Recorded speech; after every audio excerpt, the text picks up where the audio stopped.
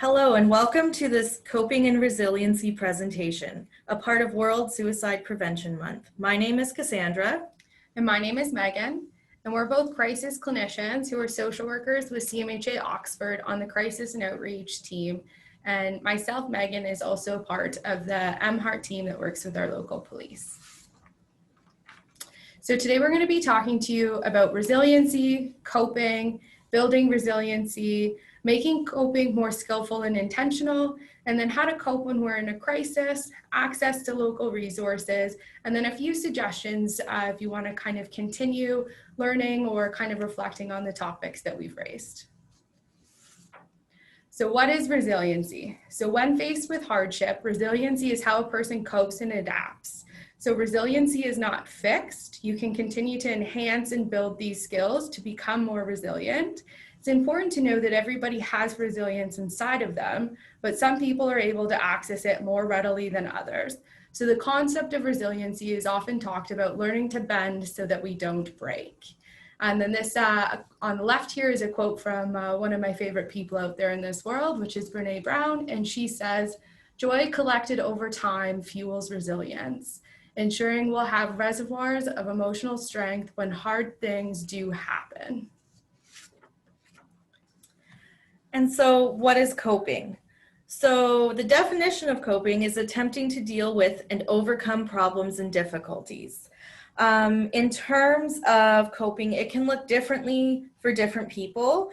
And as we continue throughout this presentation, there'll be different examples of that. And it can also change over time. So what maybe works as a child, as you get older, may not be as helpful in terms of coping. And this quote is, "It's okay to not be okay. It's important to just learn how to get through and take small steps toward your goals." Okay, so in terms of building and enhancing our own resilience, there's some things that we can all be working on in our day-to-day lives that makes us more prepared for the hard times. So it makes us more able to be resilient in those times when we need it.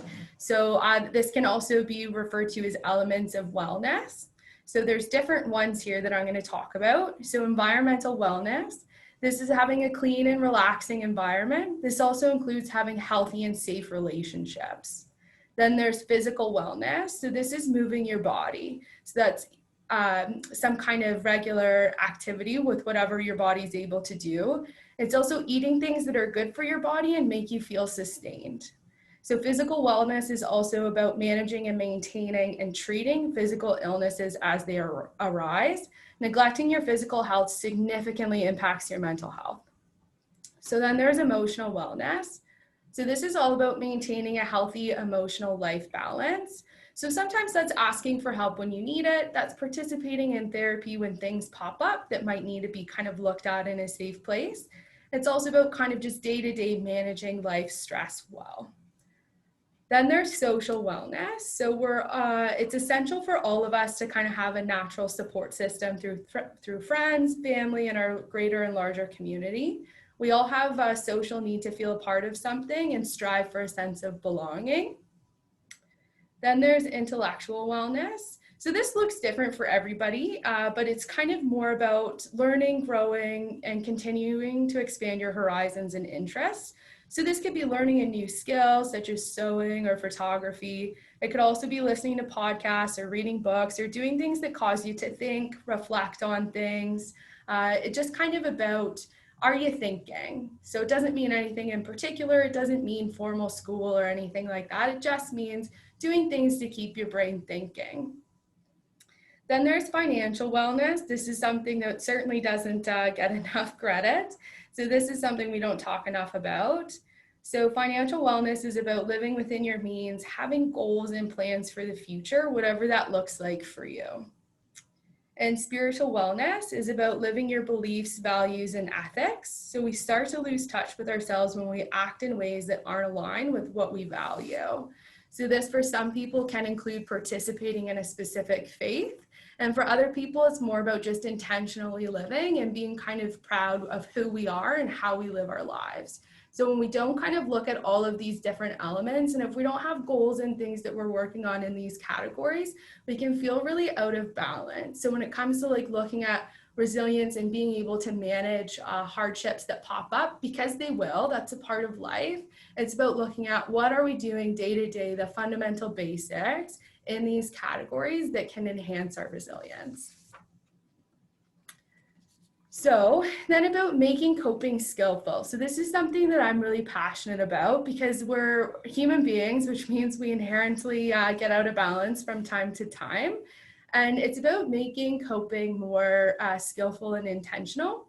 So we can do the same coping strategy over and over again, and then it stops working for us, or it stops being intentional, and it's just something that passes time. And as much as passing time sometimes can be the goal for the moment, that doesn't keep us intentionally living our lives and mindfully participating in life. So when it's about making coping skillful, it's looking at what am I doing to cope with what's happening? What is it that I need right now? What does my body need right now? What does my spirit need right now? And looking at the different categories of coping strategies, and am I using the right strategy for where I am right now? So these next few slides, I'm going to talk about distraction, grounding, emotional release, self-compassion, challenging thoughts, and contributing, and when it would be skillful to use these and when it would maybe not be so skillful. So coping using distraction. So distraction is trying to take your mind off of something by focusing your attention on something else. So examples could be playing a computer game, watching TV, watching YouTube videos, or scrolling through social media. So often when people are using distraction, they're just trying to pass time. Sometimes this is a mindful process, sometimes it's a mindless process, meaning that we're not really kind of actively engaged in it, we're just kind of doing it.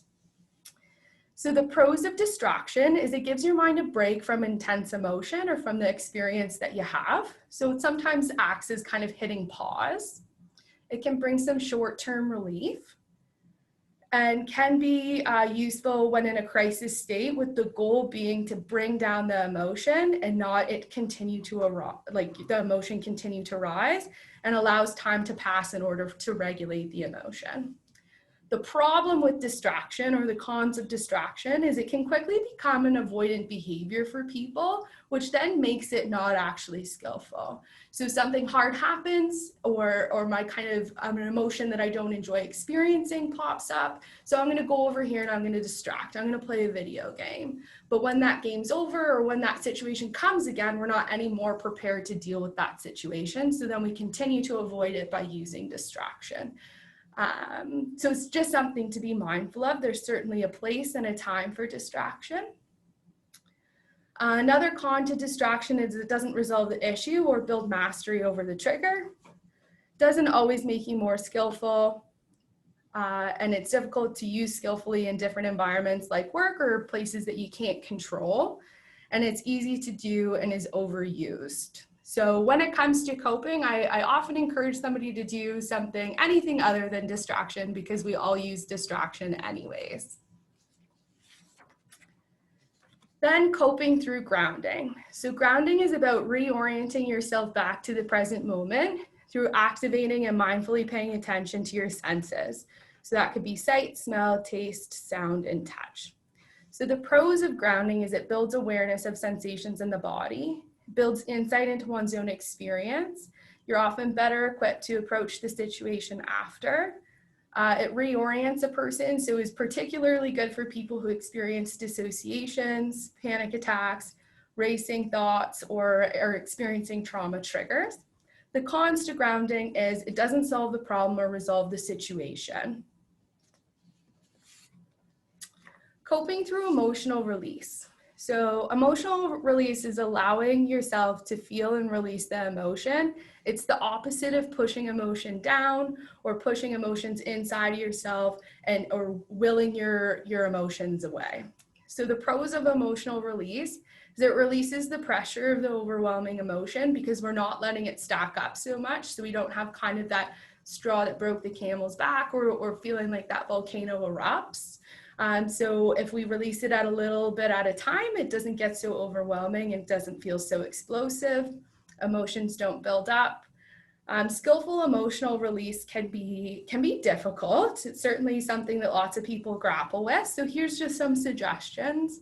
So that could be screaming into a pillow, doing some kind of intense activity, yelling lyrics along with the song has been something that I quite like. So I find a song that I feel like validates or is speaking to what I'm going through, and then kind of yell those lyrics or scream them or in a place where I'm by myself, and that kind of helps me get through that emotional release. Sometimes it's about watching a sad movie and allowing yourself to just kind of cry along. And then sometimes it's just allowing the natural emotional expression. So just letting your body do whatever it wants to do in response to the painful thing that you're going through. The cons to emotional release is it's difficult to do in most situations. Example, if I'm at work or somebody's at school or you're in public and a trigger happens or something happens, it might not always be the safe place or the most appropriate place to experience that emotion.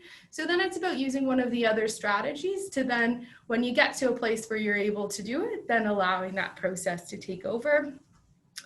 I think most people naturally look for some kind of emotional release, and sometimes it draws us to more problematic coping strategies such as self-harming or self-deprecating statements, which is kind of about beating yourself down.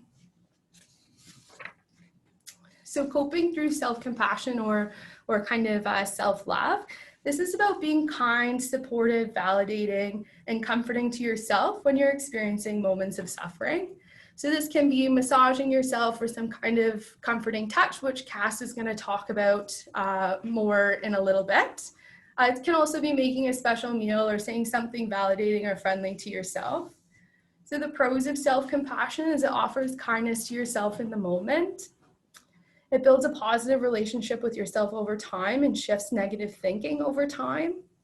Build yourself up rather than beating yourself down. Most of us are so good at this. When we have a perceived hardship or a perceived failure, then we quickly go to saying negative things about ourselves, like I'm so stupid, or I can't believe I did that, or I'm such an idiot, and it goes on and on and on. And those things tear us down. They don't build ourselves up. So if we're able to kind of offer ourselves some compassion in that moment, we are often bounce back a bit quicker. And then it chips away that self-critic and is really good with shame and doubt. And it feels good, and we all deserve to feel good, and we're human beings, and compassion goes a long way. So some cons to self-compassion is it takes time to get used to doing. For some people it feels very foreign, it feels very uncomfortable, and we don't feel like we can give ourselves permission to be kind and friendly to ourselves, but it certainly goes a long way. There's a lot of research that I'm going to reference at the end of this presentation in terms of exploring self-compassion a bit more. This slide certainly doesn't do it justice, but it's just a bit of an intro. And then there's a quote here at the bottom, and it says, "A moment of self-compassion can change your entire day. A string of such moments can change the course of your life." And that certainly has become true for me in my life. So coping through thought challenge. So this is kind of about trying to balance our thinking. We kind of have a negativity bias, or when emotions are strong, they tend to trick us. And just because a thought crosses through our mind doesn't make it inherently true, but distressing nonetheless. So coping through thought challenging is all about kind of trying to find the truth and kind of sort out what's being shifted. So the pros to a thought challenge is it helps shift the negative core beliefs about ourselves, which typically have been developing over time. So an example of a core belief would be if you inherently to your core belief, for example, I'm ugly or I'm stupid, and then we kind of see the world through the lens of that being inherently true about ourselves. So getting good at thought challenging and self-compassion together chips away at those core beliefs over time, which alleviates suffering. It can reduce intense emotion in the moment, and it shifts a more balanced perspective in the moment. Some cons to the thought challenge is if these are inherently ingrained core beliefs that you have about yourself, it can be really difficult to challenge that and to try and find a more balanced thought. So it can be difficult to do when emotions are high, and it's difficult to do without a skillful person. And if part of this slide speaks to you, then this is kind of a good opportunity to come in and have some conversations with us about chipping away some of those negative core beliefs. So the next thing I'm going to talk about is coping through contributing. So this is going out of your way to do something kind for somebody else. So this could be smiling at somebody, this could be saying hello to a stranger as you pass by them. It could be doing something more formal like volunteering or intentionally doing some random acts of kindness. So the pros to contributing is doing something kind for others has the secondary gain of making us feel better. We tend to feel pretty good about ourselves when you make somebody else's day or you know what you did impacted somebody else. It also reminds us that everybody has value and reminds us that the little acts of kindness have value and reminds us to see value in small acts of kindness that we receive. So it's kind of allows us to have a bit more positive thinking and kind of be more grateful for some of those little things. And then the cons to contributing are you have to be mindful not to overextend ourselves, not to be kind of spending lots of money or compromising our own self-care and our own wellness by trying to own and problem solve for other people. So it's certainly about contributing with the balance. All right, so now I'm going to talk a little bit about coping in crisis. So before I get into some of the strategies that can be useful and why they're useful, I just wanted to kind of remind everyone that I think sometimes we think that coping with crisis means we never deal with crisis or that the problem is solved. And it's important to remember that there's often not a quick or easy fix. And this can be really hard to remember when we are having some emotional suffering and we just want that to end. So coping basically allows us to get into an emotional state where we can then work toward our goal of, our mental health goal, whatever that might be, and work toward that life that you want to be living. So it's important to use small and realistic goals. As it will allow you to take small steps and build confidence in yourself, as well as build up the skill of coping. A big part of being able to cope better is learning and paying attention to the things that trigger or set off crisis reactions. So basically things that put you into or have an impact on your negative emotional state. It'll help you then understand what strategy and what ways of coping might work best for you. In addition to this, becoming more aware of the physical sensations that your body feels when you're in a stressful crisis situation. This is important because you can then become more aware of them and perhaps feel some of those physical situations before things become overwhelming and you shift into crisis mode. It'll also being aware of these things will also allow you to access your skills quicker and more easily. So it's important to practice these skills when you're not in crisis and when your mind and body can really process what you're learning and how it's helping. So that when you are in crisis, they'll be quick and easy to access. And then we're going to talk a bit about what strategies you can use in terms of practically and day-to-day. So in terms of crisis survival skills or coping strategies, these are used when you're having intense suffering, your emotions are taking over, you're in distress, and you're extremely aroused. So in terms of that, what I mean by that is it's those moments where maybe you're crying and you just feel like you can't stop. It's really difficult to do some otherwise normally simple tasks. You're finding that you're making decisions based on your emotions rather than thinking through all the time.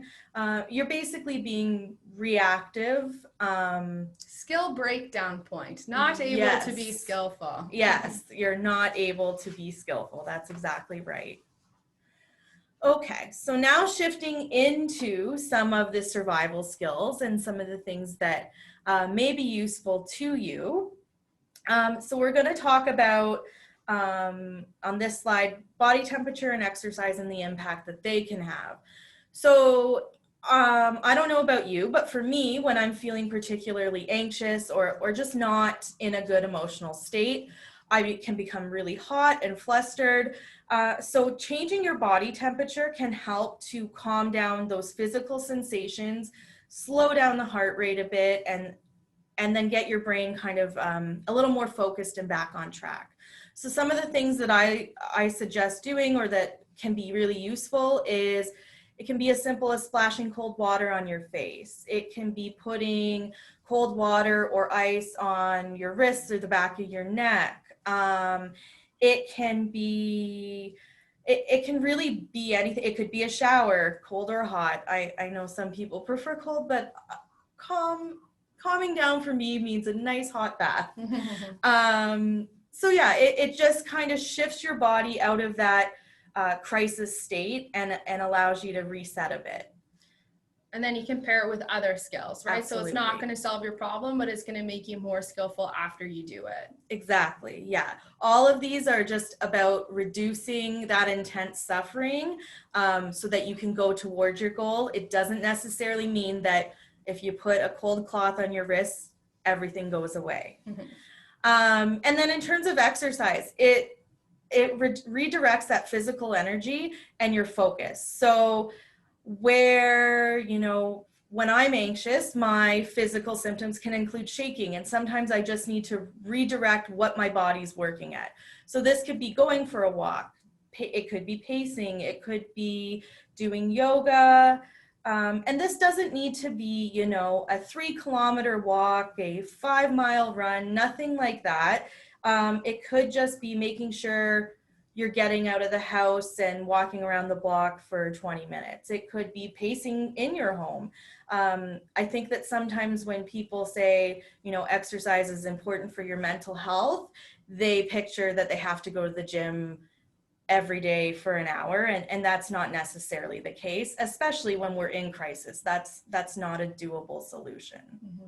So there has been times where I've just kind of felt racing thoughts, can't organize myself, can't find a way to get my mind to calm down for me to be effective. And then I think, how can I do something hard fast? And then I can do something like a plank or jumping jacks or run up and down the stairs a few times.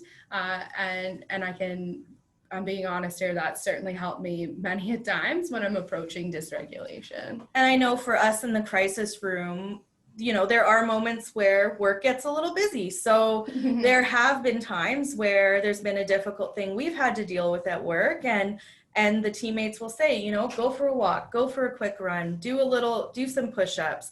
And we will take that 20 minutes or so to take care of ourselves, to get that adrenaline, that physical energy out. In terms of breathing and tense and release, these actually can be used together. So I'm going to go over breathing soon. So often when we're in crisis, our brain is telling us, you're in danger. You need to do what you can to survive. But sometimes that's not helpful. So, when you're having a stressful day and your breath is getting really, you're hyperventilating, and then you start panicking about that's not helpful or useful to you in that moment to cope. So basically it helps, calm breathing helps slow down our physical response. It can focus our attention to the breath. All of you are listening to this right now, so that means you can breathe, and that's a good thing. So you're already halfway there with this skill. I wanted to go over for this some really specific ways of doing this. So some people can do box breathing. So that's literally drawing a box with your finger, and you'll breathe in as you do one line, breathe out as you do another, breathe in, breathe out, and you just do it nice and slow like that. My favorite kind of strategy to remember how to use that calm breathing is what I call cookie breathing. And this is because I used to work with kids quite a bit. So we all have that one meal or a memory where we walk into the house and we might smell, a turkey dinner or a fresh baked cookie, or just something where you take that big inhale and you're like, oh, that smells so good. So that's a way to get that really nice, slow, deep breath in. And then you want to pretend, if it was soup that you smelled and you want to eat that soup, you're not going to blow out really quickly to cool down that soup. You're going to breathe out nice and slow. So that's just an easy way. I find that when you're in that really intense emotional state, that is quick and easy to remember. You don't have to worry about, am I counting to 4? Am I counting to 2, 6, whatever it might be. You just have to remember, smell something good and cool it down. And then, a really common one that people know is you take a breath in for 4, hold for 4, breathe out for 4. So those are just some practical everyday skills you can use. The really good thing about the survival skill of breathing is you can do that anywhere. And you can make it as exaggerated or as low key as you want. Building off of calm breathing is tense and release. So some people may refer to this as progressive muscle relaxation. There's lots of different words for it, but basically what it is you combine that calm breathing with tensing different parts of your body. So this can look like working your way down from head to toe, or it can be specific areas. So many of us, a good example I like to use is many of us will, when we're angry, maybe make fists. So a way to kind of get some of that physical anger, that physical sensation out is to, as you breathe in, you tense that fist. So you'll take that big breath in for 4, you'll hold your hand in a fist, tense it up, and then when you breathe out nice and slow, you will relax your hand nice and slow. And you can literally do this for any part of your body in terms of tensing and releasing. I personally find with the hands it helps because I am a person who, when I'm angry, I make those fists. It can be also really useful for when you've got a headache, just kind of tensing and releasing the forehead. And then for those of you who might have children who can become angry, I know that tensing the fists or making a really mad face and tensing the face was always popular with them. And if they want, they can also tense their butt cheeks, and they think that's quite funny. And I know that's a bit silly to say, but for those of you who have kids who are kind of having a rough day, that can be something that makes them laugh and is teaching them a skill they can use for the rest of their life. And then the survival skill of self-soothing. So self-soothing is a quick and effective way to reduce the intensity of a negative emotion. So much like the rest of the things I've talked about. The difference with self-soothing is it can often be based off of the 5 senses. So I think that most people have heard of self-soothing when it refers to babies. Oh, you need to teach them to self-soothe, don't cuddle them too much, things like that. But we don't often think of it when we're older. So a child may self-soothe by sucking their thumb or, rubbing a soft blanket. And as they get older, that may stay the same. We all have a friend, or maybe we ourselves still have a blankie from childhood or a stuffed animal. Someone who self-soothes with sucking their thumb, they may grow out of that and find new ways to do that. And once again, this is not necessarily meant to get rid of everything that's going on. It's just going to help you work toward the goal and decrease your emotional suffering. So self-soothing with sight and touch. So with all of these, they're all very mindful. It's bringing attention to the present moment. It can be physical. You're looking around you're at home and you're looking around and noticing the colors in the room. You're at work and maybe you have a really stressful job, and so your screensaver at work is a picture of a beach. And when you need a break, you sit there and you look at the picture of the beach. It's just paying attention to the things around you. A walk in nature is a great one that also combines that exercise piece. So, you know, what do the clouds look like? What are the colors of the flowers? You know, just what are you seeing?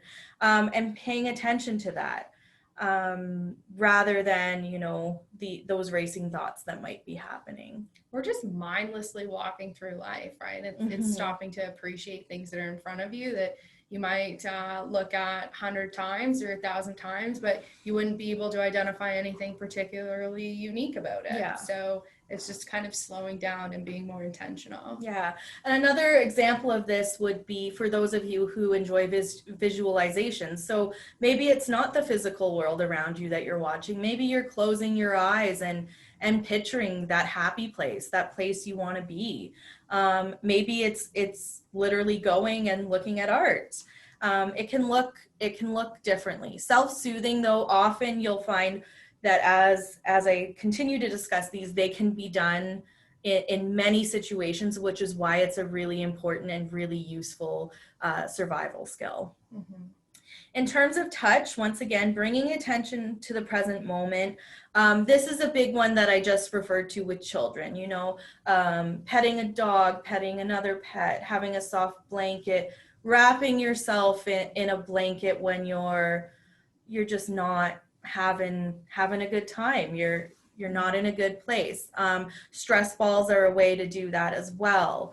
And it can also look like rubbing your arms, giving yourself a hug. It can look all sorts of different ways. Even you know, having a bath and feeling the water on your skin, that's also soothing touch. Once again, it's one of those really practical strategies that you can use everywhere. For myself, I'm a very big avid coffee drinker, and how often do we just do our whatever it is that we have to do, and then just drink our coffee as something that we're not paying attention to, and all of a sudden it's gone, or all of a sudden it's cold. Like, when was the last time that you sat down and felt the warm mug in your hands and smelled the aroma of the coffee and swished it around your mouth and actually tasted what your coffee tastes like and appreciated that? So sometimes and I need to hit pause and I need to hit a timeout and I just need to kind of like regroup, because I'm almost always have some kind of hot beverage on the go, then it's about, okay, I'm going to sit here and I'm going to appreciate what this actually is, and I'm going to actually experience it. And the warmth I find quite soothing in the whole experience of it all. And that's a perfect example that leads into the next three, which are sound, smell, and taste. So obviously sound, I mean, you could listen to the coffee brewing, you can pay attention to that.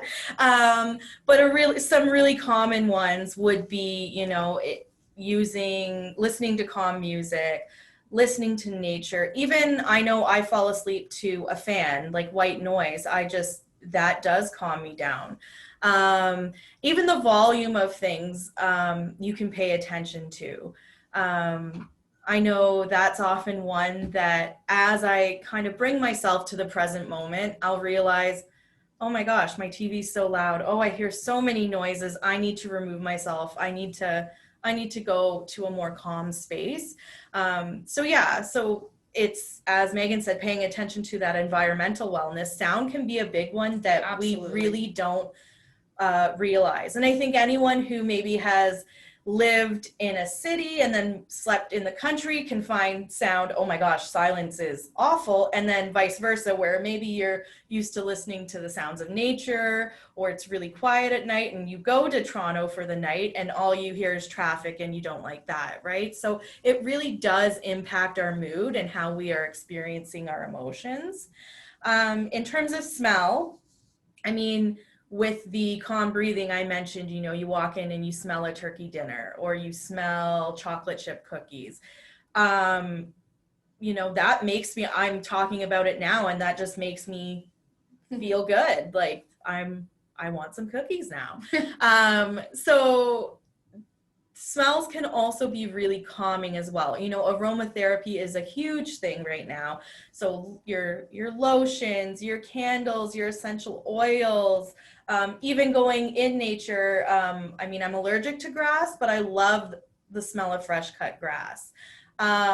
Cooking. I personally don't like to cook, as Megan knows, but it can be a really relaxing thing. And part of that is because of the aromas associated with it. So, you know, you maybe have that nice warm bath and you light a nice scented candle. Just all of these little things combined can really make a big difference in terms of how we're handling our emotions and managing them and coping and getting through them. And if we do these more and more when we're not in a crisis situation, they'll become second nature to us, so that they're readily available when we are in that really intense emotional state.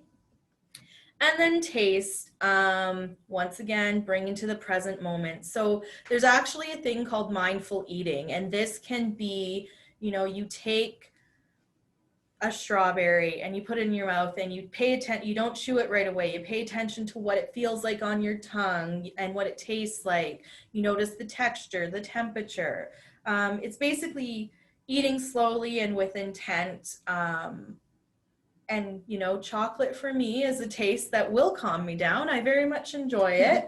And Megan, as she just said, you know, paying attention to those things that you do every day. So that cup of coffee in the morning or a tea.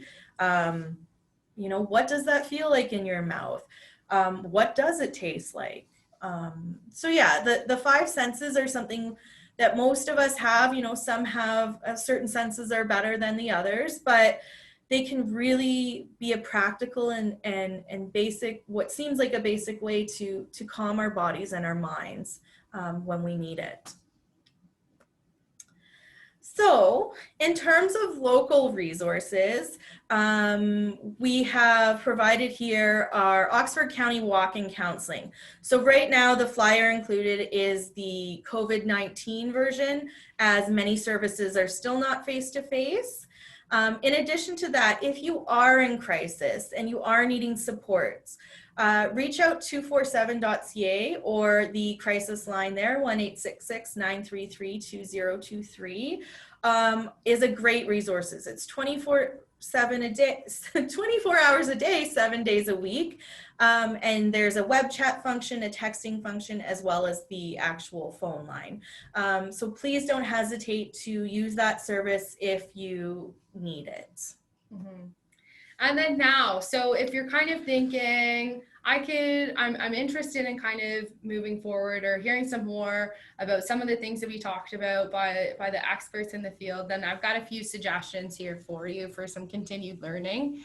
The first two are podcasts, or I guess the first three are podcast suggestions. The first two, if you copy and paste that link or just click it, it should take you right to that podcast.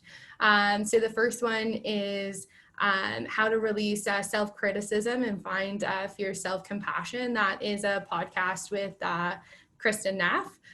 The book at the bottom right-hand corner is Self-Compassion. That's a book by Kristen Neff, and so she'll kind of continue to talk about those things. The next one talks about kind of 3 ways to catch up and turn around your negativity bias. It's a quick little podcast. It's pretty interesting. The third one there doesn't take you to a specific podcast, but just Brene Brown has a podcast series that has many different episodes. Give it a look. Brene Brown also has a Netflix special called The Call to Courage. So if you have a Netflix account, sit down, give yourself permission for an hour and a half to kick back and listen to that. And then the last one at the bottom there is if kind of the concept of self-compassion is something you want to explore now, then check out that website. That website is Kristen Neff's All About Self-Compassion. And again, she's the author at the book at the bottom. Any books by Brene Brown are also a really good next step. But yeah, explore around. Give yourself permission to kind of see what sinks in and to kind of say, where could I be more balanced in my life and kind of look to get some of that knowledge. But it's been lovely sharing this time with you. And I hope that you enjoyed the PowerPoint here. It's not typically how we've celebrated this month in the past, but desperate times call for us to be creative. And thank you for tuning in with us today. Yes, thank you so much.